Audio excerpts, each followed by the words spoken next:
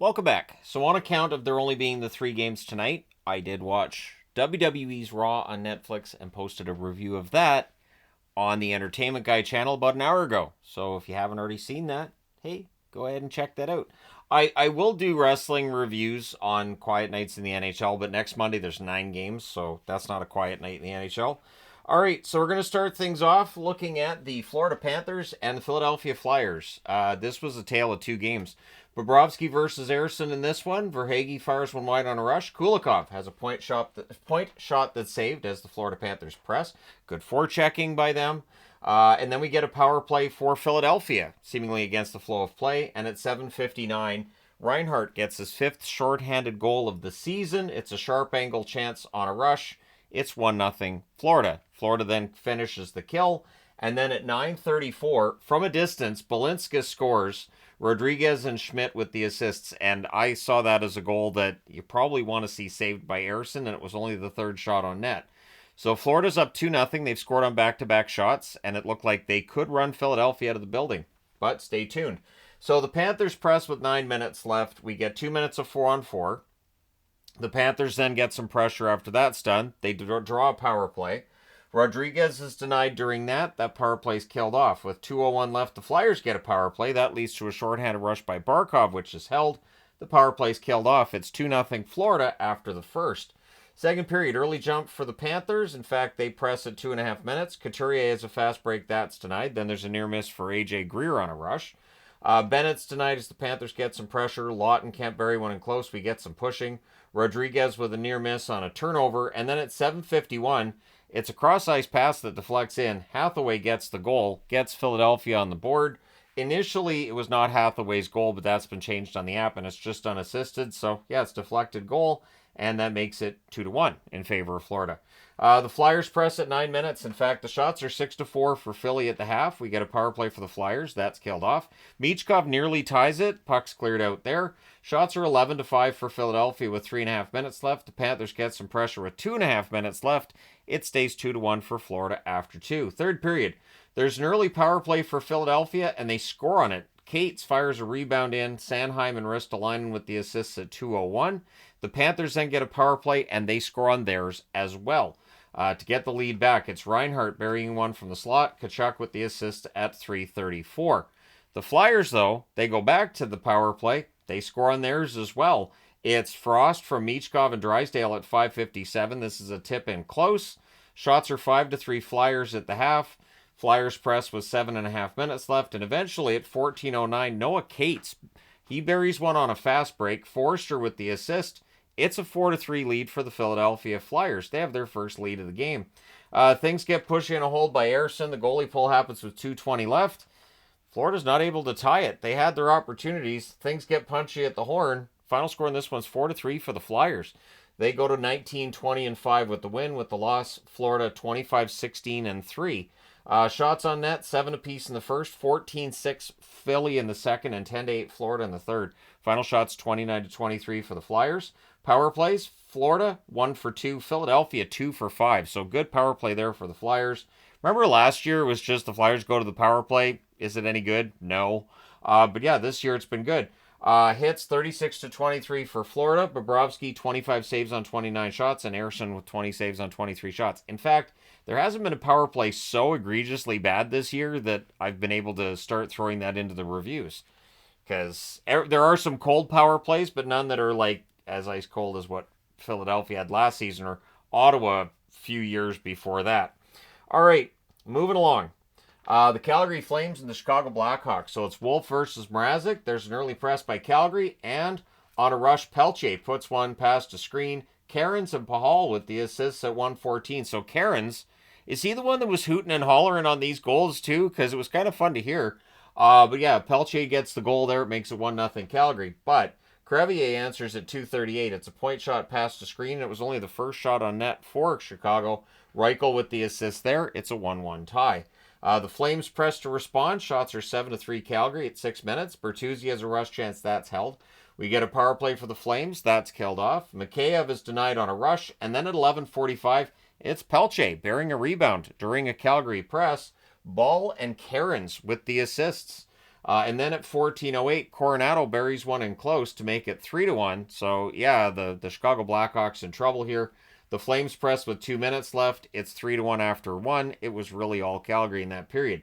Second period, Nazar has a rush chance that's defended, and then at 1:54, puck bounces off the boards right to Jake Bean. He buries it, makes it 4-1. Sharon Govich and Pelche with the assist. So there's Pelche with 3 points. Good for him. Zeri's out. Pelche's taking advantage and getting some points here. The shots are 3-1 for the Flames at 3.5 minutes. There's pressure by Calgary at 4 minutes. Mrazek holds amidst a dog pile at the net. Doc has a chance that's held as the Hawks get some pressure. Pospisil with a boarding call on Taylor Hall.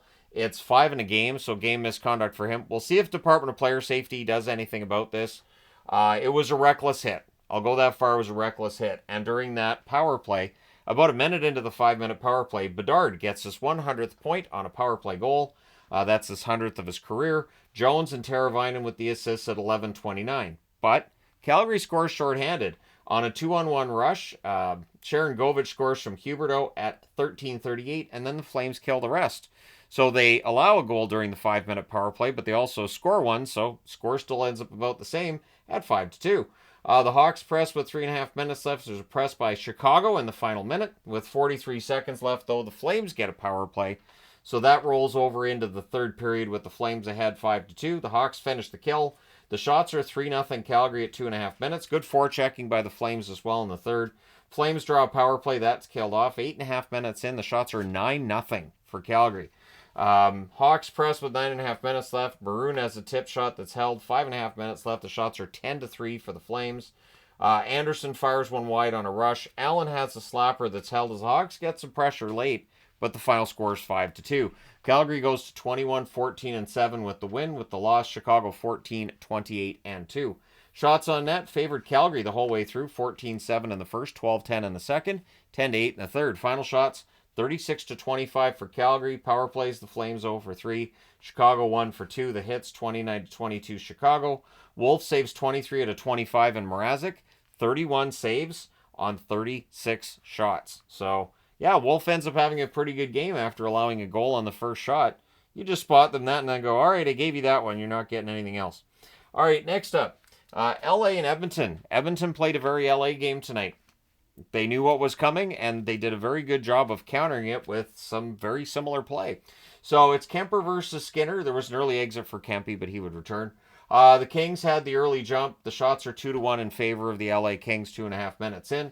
Arvidsson has a net drive chance that's held. Kopitar to Kempe. The puck ends up landing on top of the net. Did not go in. Kopitar to Kempe happens, and then Bouchard has a rush chance that's blocked out. We get a power play for the Kings. That's killed off. The shots are 9-2 for LA at 9.5 minutes. We then get a power play for the Oilers. That's killed off. The Oilers press with 2 minutes left. Fogle has a rush chance that's held. We get some pushing there. It's 0-0 after one. Second period. Lots of early whistles. Very stop and go in this one. Perry has a rush chance that saved. Shots are 2 apiece at 4 minutes. Then there's post and out for Quentin Byfield, so they were that close. McDavid has a chance that's held. The Oilers press at 6.5 minutes. Kings get pinned down for a bit, but they're blocking the net pretty well. We get a power play for the Oilers. That's killed off. Shots are 5-2 for Edmonton with 8.5 minutes left. Edmondson breaks up a 2-on-1 for the Oilers. The Oilers press with 5 minutes left. There's a post for Ekholm. With 2:51 left, we get 2 minutes of 4-on-4. Oilers press. Draisaitl couldn't bury one, so McDavid does. On a rebound and close, he scores from Nurse and Draisaitl at 18:36. That's during the 4-on-4, of course. The Kings press to respond, but it's 1-0 Edmonton after 2. Third period, early jump for the Oilers. McDavid has a rush chance that's held. Shots are 2-0 Edmonton, 3.5 minutes in. Draisaitl's robbed on a 2-on-1 rush. Anderson has a shot that's held as the Kings get some pressure. The Oilers press at 7 minutes. They really kind of take over at this stage. It's all Oilers. The fact is Darcy Kemper's keeping this one close. Brown fires one wide on a 2-on-1. Arvidsson with a near miss on a rebound. Kopitar then has a rush chance. That's held by Skinner, who also had a very good game. Things are pushy on a hold by Kemper. Nurse has a point shot that's held. We get some more pushing. The goalie pull happens with 2:23 left. There's a post on an empty net for McDavid. It's interesting. They talked about this late, that the Oilers do not get empty netters. Despite how many victories they have, empty netters are elusive for them, comparatively speaking, with, for instance, the Kings or the Avalanche. So The goalie pull happens then. We get the post on the empty net. The Kings call a timeout with 1:27 left. They had to put the goalie back in. They take the goalie back out. Do the hokey pokey. Anyways. Fogle then has a jam attempt that's held. There's some pushing because he jammed at it like 3 or 4 times. And then Deutschland played. I will say that the DJ in Edmonton is fantastic. I'm glad he plays Deutschland by Rammstein. Good on you. But yeah, so the Oilers win this one 1-0. They go to 27-13-3. Hey, Deutschland's my favorite song, and Edmonton's the only city that plays it. The LA Kings 24-12-5 with the loss. Shots on net 14-6 LA in the first, 11-5 Edmonton in the second, 13-12 Edmonton in the third. Final shots 31-30 for the LA Kings. Power plays LA 0 for 1, Edmonton 0 for 2. The hits 15-8 for Edmonton. Kemper 29 saves on 30 shots. Skinner saves 31 out of 31. And yeah, the Oilers beat the Kings at their own game. So that was a very impressive victory for the Oilers. We'll see what they do from here on. They do not play tomorrow. I'm just looking at tomorrow's board, of course. So yeah, let me know your thoughts in the comments section below as always. Don't forget to hit like and subscribe in the event you may not have done so already. Thank you guys so much for all your support as always. I will talk to you again soon.